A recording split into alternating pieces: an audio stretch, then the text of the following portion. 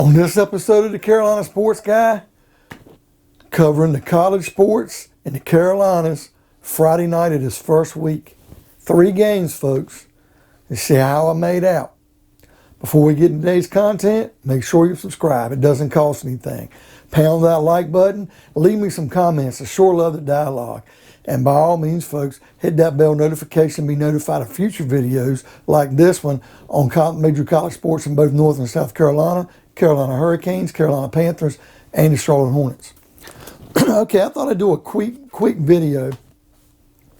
Going to try to squeeze everything in on the weekend. After some games Thursday night where we saw Appalachian State handle their spread and win their game against East Carolina. And then we saw NC State definitely handle their spread, and they looked impressive, but I don't know how impressive it was or how bad South Florida looked, but they did murder South Florida. And then, of course, we also had Coastal Carolina, number 22 in the country. They took care of business as they beat the Citadel, which they should have. Now, 3 games on Friday night. Now, if you remember, UNC was favored by 5.5. And I said that North Carolina would win that game. Problem was, I said North Carolina was only going to win by 4, 21-17. Well, I got the 17 points right for Virginia Tech, but North Carolina only mustered 10. It was a 17-10 win for Virginia Tech. Now, I told a lot of people, Mac Brown, to me, starts slow. Carolina, this first game at Virginia Tech, was a tough opponent, folks, at a tough location. And I could tell Carolina looked flat-footed, did not look prepared. Virginia Tech looked faster.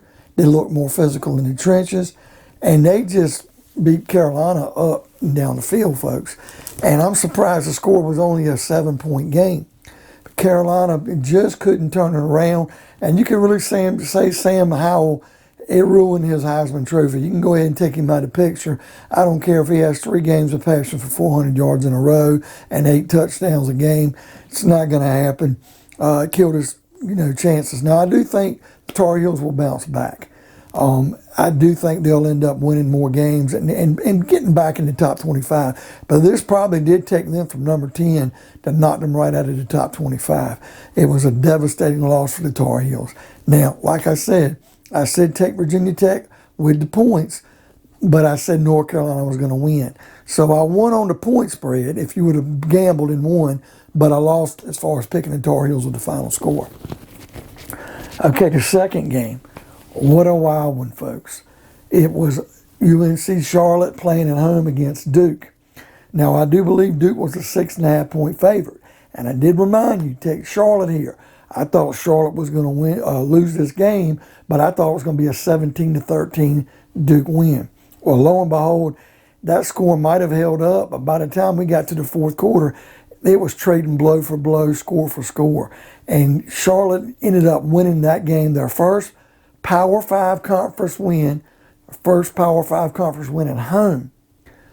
They ended up beating Duke 31-28. So I did say take Charlotte with the points, that they would not be beaten by more than 6 points against Duke. But lo and behold, I thought Duke was going to win this game by 4 points, and Charlotte ends up winning by 3.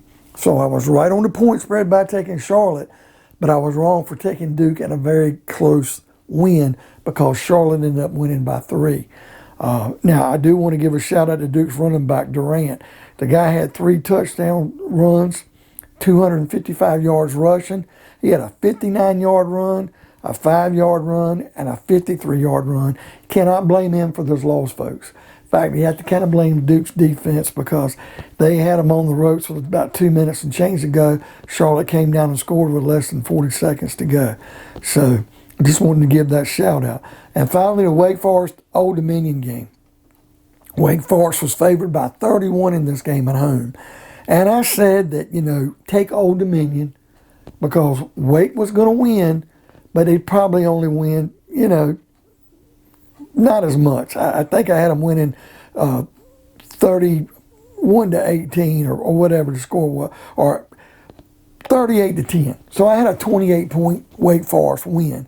So I said, hey, take Old Dominion with the points. But my God, folks, Wake Forest wins the game, which I did pick Wake Forest to win, and by double digits. But Wake Forest covered the spread. A 31-point spread, and I said Wake was only going to win by like 28. Wake won by 32.